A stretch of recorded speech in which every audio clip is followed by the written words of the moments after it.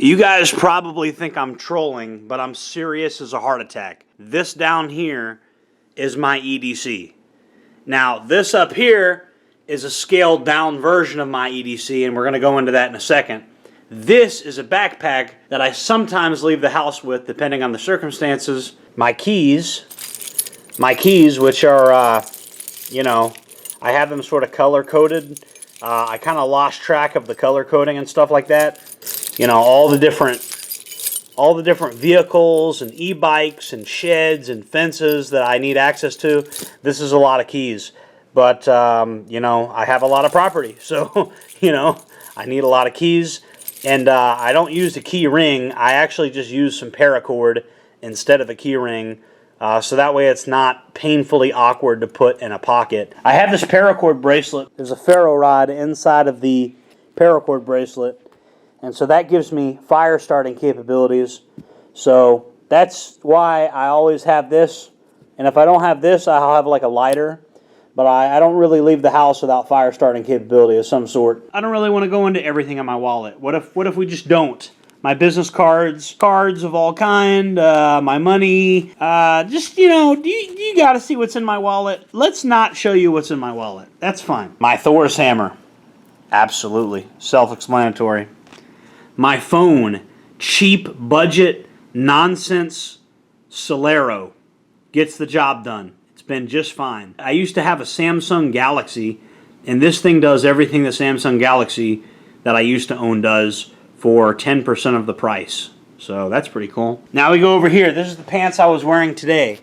And like clockwork, in one of these vertical pockets, you're always going to find my trusty Olight Javelot. That always stays in one of the vertical pockets. I had to do a little bit of playing around to get this to work correctly, to keep the balls from shooting everywhere on the pepper mags. But these are modified Spiritus System Spud pouches. They're like the original Spud, but there's a couple modifications on that. I'm going to save that for a whole nother video. Cridex off Amazon, which I resisted doing anything like this for years and years and years. But after seeing so many other people run this med butt pack, I just couldn't resist myself. I had to get one because even though it's an off-brand, too many people I know have one. So I'm like, this must be legit. Okay, this can't be bad gear if everybody I know has one and it works for everybody else, so it works for me. I keep a tourniquet right here where I can get to it quick, but just in case it ever came out of there, I keep another tourniquet. This is another soft tourniquet that I keep in here. So I got one tourniquet in this bag and one tourniquet in the tourniquet holder. I just feel like it could fall out of this. I don't think it would, but it theoretically could, so I keep another tourniquet in there. And then plus, if more than one limb needs a tourniquet, I guess, or if somebody else needs a tourniquet, it's always good to have more than one tourniquet. And they don't weigh that much, so I thought might as well have more than one tourniquet. This is a Vaughn battle belt. Vaughn is the brand, if you guys want to know. It was actually designed by King Vaughn, and he tested it in the trenches. You heard?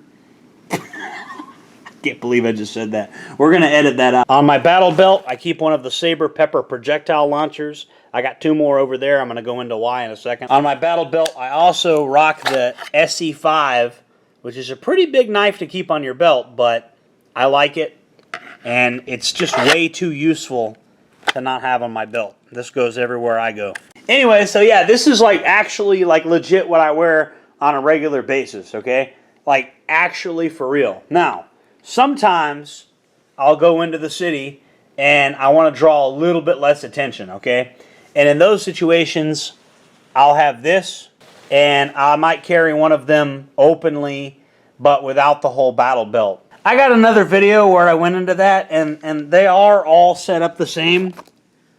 You know, I do keep all of them set up the same. I got a bunch of these, actually. I just have 3 on the camera at the moment. There's an old saying, beware the man with one gun, for he knows how to use it. Yeah, I run all my Saber launchers with the same light, laser light combo, Balder S Mini. See, I actually rock a battle belt, and, you know, people have talked about, how do you organize your EDC? Well, I have the answer to that question. Literally just put everything on a belt, you know. But people are so obsessed with gray man theory that you know, they make their lives harder than it needs to be, even if they live in a rural area.